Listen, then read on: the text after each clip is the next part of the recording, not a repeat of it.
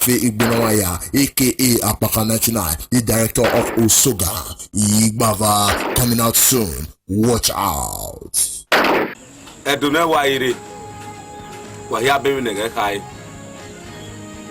Igbo ni mate gbeladia. Wati waro pati. Mana o ni magu wagwan. Fabali unu. A CD I want wakan arena. Inware otimare Wixin Ehigiator Akobeghian and Umenwa of Africa. Wanigi Akobe to what you no tom. O we no do a story. Nuwayari boy ni yari na te rate. Pok we ani o wakwigoji Pakobe. Ruda bueno rimena. Wema ona makobeu na teve na mawana. Eri mesowe ye. Ye la idopane. Ye ya agia yui. Wera de menu mana dore jina. Pakobe okwigoyi. Pokwe ani no dopano gaga yui ni. Okwigoyi. Eri obe ye na meti mesoni rewebo. Ngabeni. Ete to we are. Iya wa me jeti rebo ana. Abakasi meti awa ladian. Iya wa yo hon fiem. Ye wa ya de. Opa kan wa de gotian. Akobe te kigbe. Eni wa ke 1000. Adele fu na iro wa we. Uwo salopo ama USA. We me go for negbere. Nu ya kun go de yepo. O salopado ha useni o salopado ha wena. Eso weti mana ni dogbe kina wudo. Ye ga ibere, ye do die mi hoye yo. Ye wa be Akobe pu. Awa moto da yo, awe. Kobe, wa Akobe. Wa da yi moto yo bo wa kan. Oma, o une, ba me kana ke bie. Wa une, ba kana ke bie. O yagun ye mi. Ugbe we yi Akobe ku go ye po ne. Afo ne ba Akobe ku go ye po ne. O ka ma Akobe o ba kana ke bie. O ye ni. Ah we na ta. Etima ni rewebo. Wa no ke origina. Wa no we ke fake one. No ke origina ni. Wa gwe ya ade. Ono do ade in Nigeria wana. No ke fake one ni. Oji no. I fake yo yen. Oji no. Tifino. Evenitasi. Ibude. Ya ye. We no radio. Ujire. Okmanu ya manu wiwa. We ya.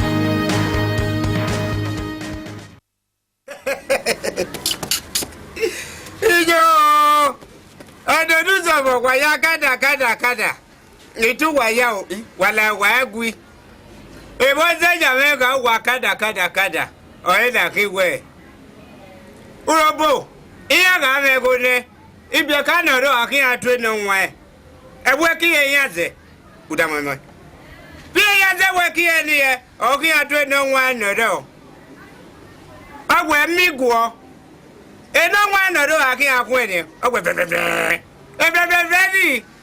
I'm working at Ido. Anyway, when I work, we had him Babuwa. You don't know my Jama. I don't want to do some more. While I want with other was a good. If I can put that to talk. Don't do some more. Men on in now. Men over of you what?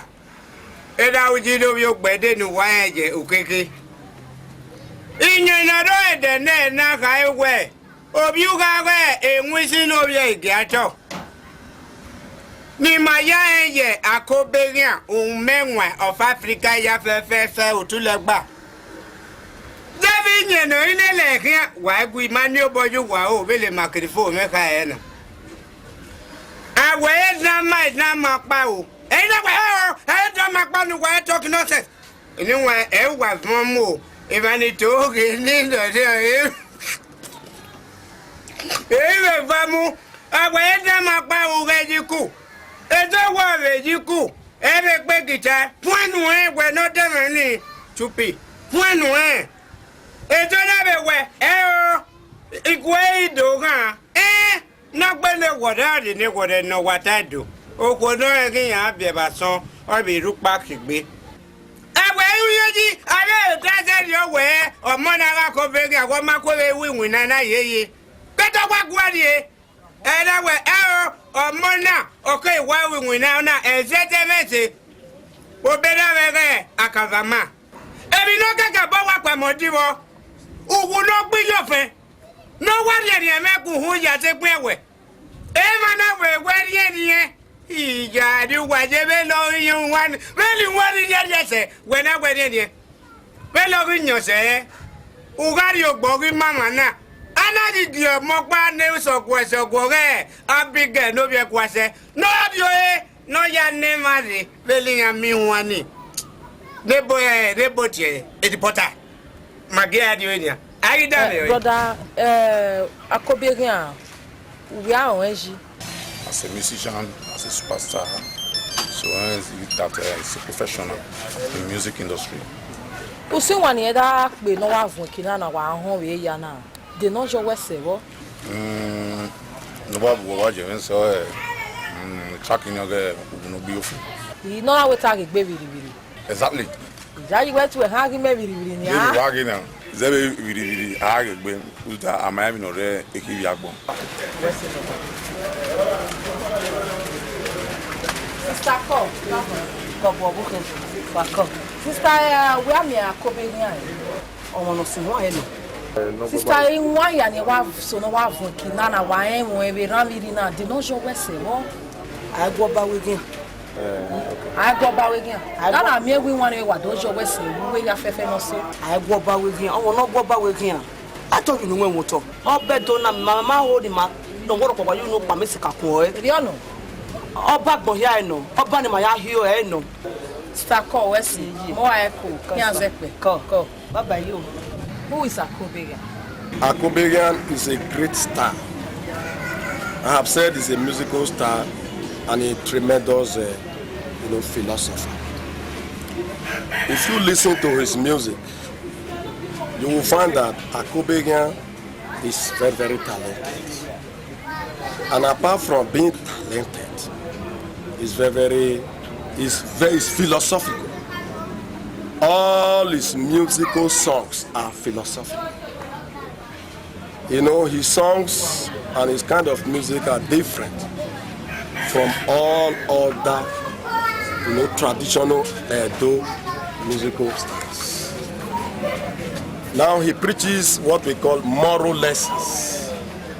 Moral lessons. He teaches you about life, expectation.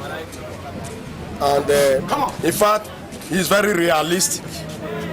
His songs are realistic. Among the tracks, which is your favorite song? Well, I would say his latest album, which he titled Uwunogbiyofen. I think that is my favorite part.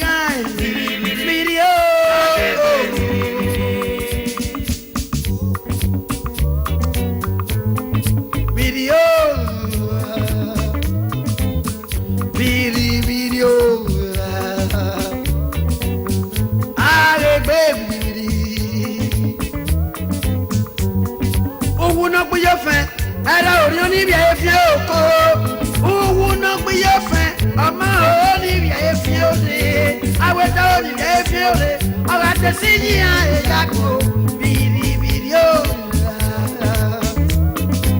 ale biri o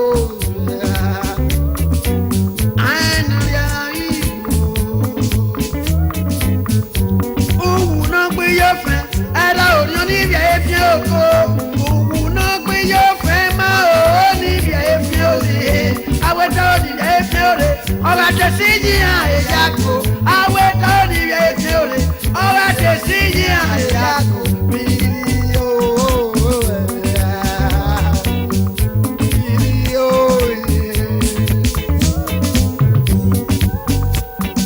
biri biri agbe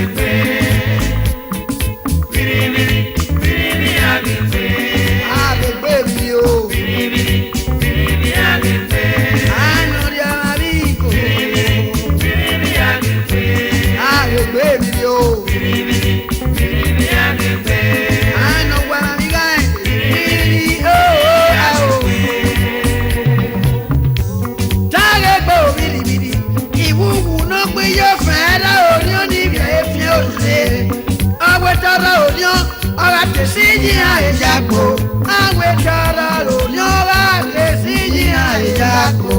Emi asunu damaso, ọmọ ọkọ manoro eye. Emi asunu damaso, ọmọ ọkọ manoro eye. Kàkà bọ́ wà ló tọ́ ẹsẹ̀, wà ló wọ́ sí ti gẹ́ni kéde. Wà ló tọ́ ẹsẹ̀ ṣe, wà ló wọ́ sí ti gẹ́ni kéde. Biri yóò biri yóò owó apá máa mẹ́fún wa. Ẹ̀ka tí a gbóbi ẹ̀ lé lè gbé. Àwẹ̀ tó wà máa mú kí ọwọ́ tí a sóbi ẹ̀ àárẹ̀. Owó apá máa mú kí ẹ̀ka tí a gbóbi ẹ̀ lé lè gbé. Bìrì yóò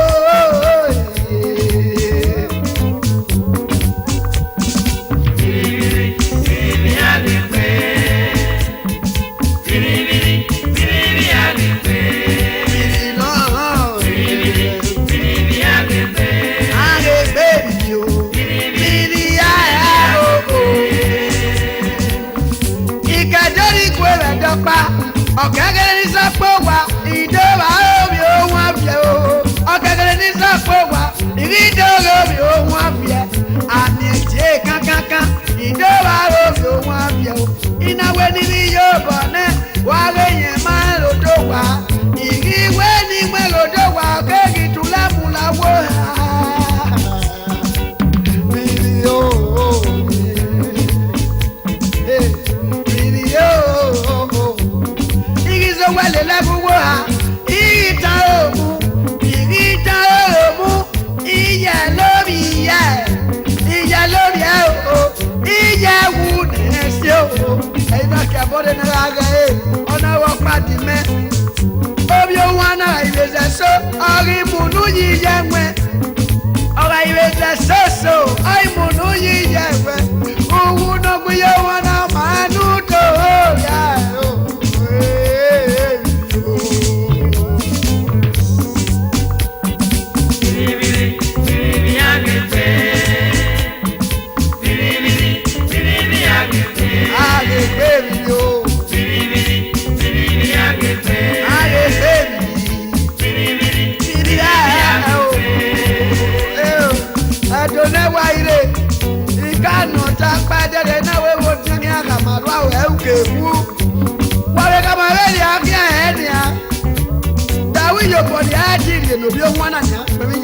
Ìyàwó ni mo yà rí òǹpa ìmọ̀ ẹ̀ẹ́dẹ́ yà tẹ̀sí àrí ẹgbẹ́ rà yíyá náà. Mẹ́rẹ̀ bí ẹyẹ lè wà sọ́ni bẹ́ẹ̀ á nùnú bẹ́ẹ̀ ni yẹ lò. Ibẹ̀ ẹ̀sìn àrí ẹ̀ lè lò á kí á ní adé àgbélẹ̀. Bìrì yóò. Ìwé mi àtúnú dá mẹ́sàn orí mọ́ ọkọ̀ mànà lóore. Kẹ́kẹ́ bọ́ wà ló tọ́ ẹsẹ̀ ṣe wá ló wọ́ sí ti kékeré. Wá ló wọ́ sí ti kékeré. Èmi ní Ghana, ọ̀wé sunu dáhàmà ànàgbò. Ugwu àgbègbè yíyá, ọ̀rí ìwé mọ́ ní ìwà. Ẹ̀yà ìdó akọ àṣàkọ́dà. Ọ̀rọ̀ mọ̀lẹ́rẹ̀ yé kí o rò. Ọ̀rọ̀ mọ̀lẹ́rẹ̀ yé mẹ́rin fún ọ. Èmi àti dáwọ́. Ọ̀rọ̀ mọ̀lẹ́rẹ̀ yé mẹ́rin fún ọ. Èmi àsùnwó ní àná. Ọ̀rọ̀ mọ̀lẹ́rẹ̀ yé mẹ́rin.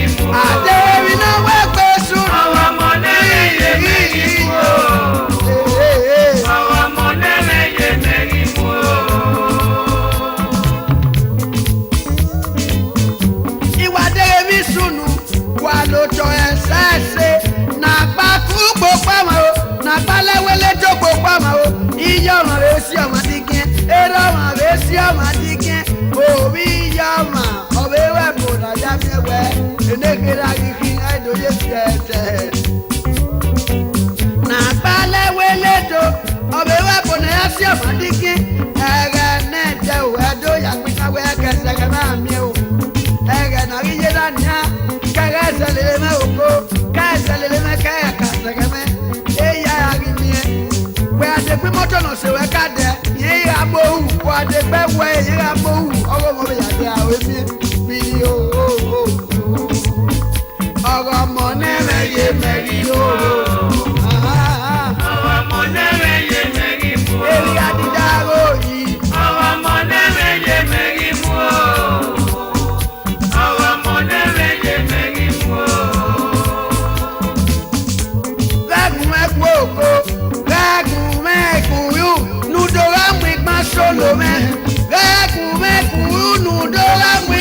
Solomon, who said you were both when you're a Yemen, Nudoa Lele, Makuru, who said this year, if you're magic, and Nudoa Lele, Mako, Ia Mohammed, no man, okay, Baba, Ia Mohammed, okay, Baba. I was both when you're a Yemen, Nudoa Lele, Mako, or second, you might have your better, West Yellow Magic, Gago, you, Nudoa Lele, Mako. Makuna maweri regu mekunu nudora lele membopa dawe boso ni ibia me nudora lele membopa o manu we wari yo bome usi adike no do awo fe e meso ajoma imine o ya afini bi e wa desiku ugwa makuna maweri oko ugwa makuna ma e we kyo asibe o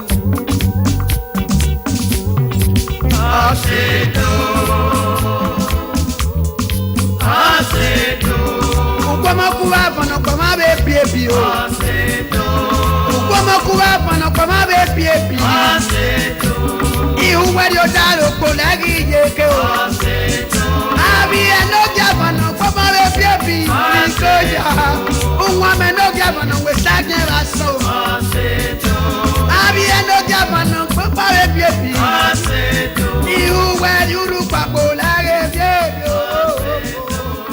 when you do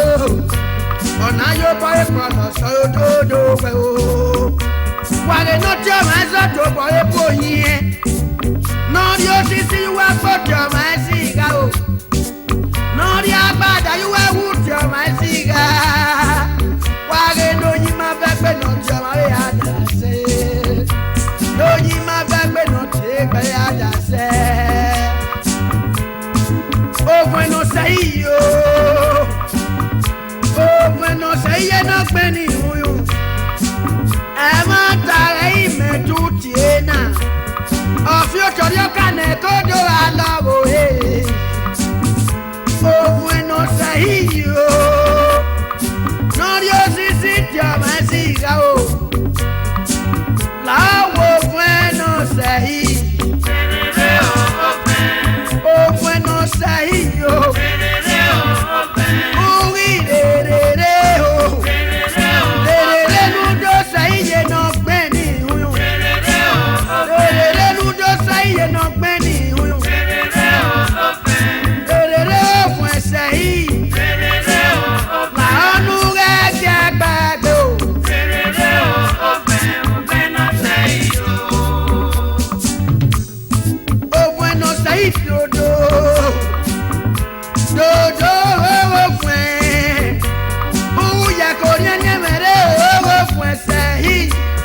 Korean no si ya bia no kuya o. Akomani no si ai mama no kuya. Oh bueno sahiyo. Iwenu ya Korean me lego mo. Abisiga agida suji. Nakamwe na mume agitia sama. Amata no la yo. Dega ise gbe ma ke ma kon Oh bueno sahiyo. Oh bueno sahiyo. La wo bueno sahiyo. Dice baby to hanreo. Llama dabuni mele. Ni fue con el pegade. Vete con ni pisireo. Vete to sile luegade. Vete vida le luofme sei. Aye we police mo mo. Kawana me baba metio.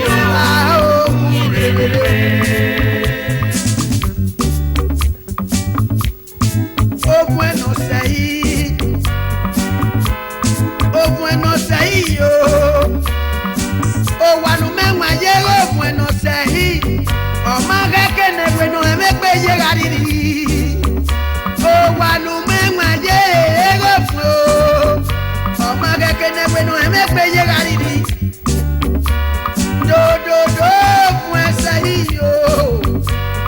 La go pure de gate yo.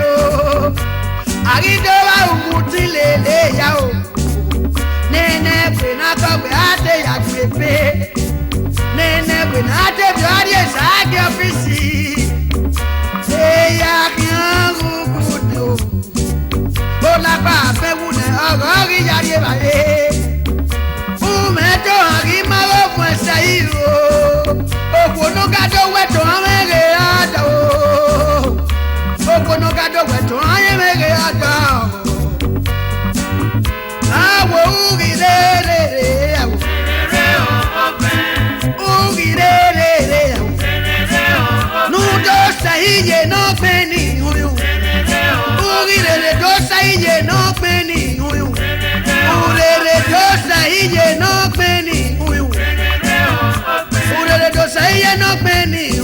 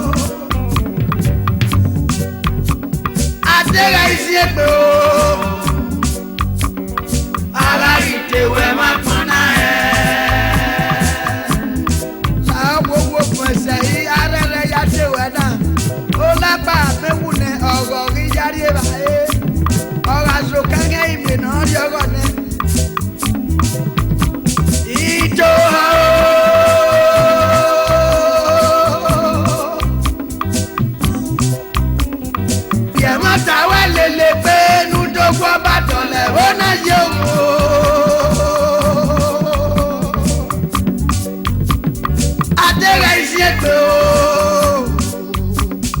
Yàrá ìtẹ̀wé máa fọ́nà ẹ̀.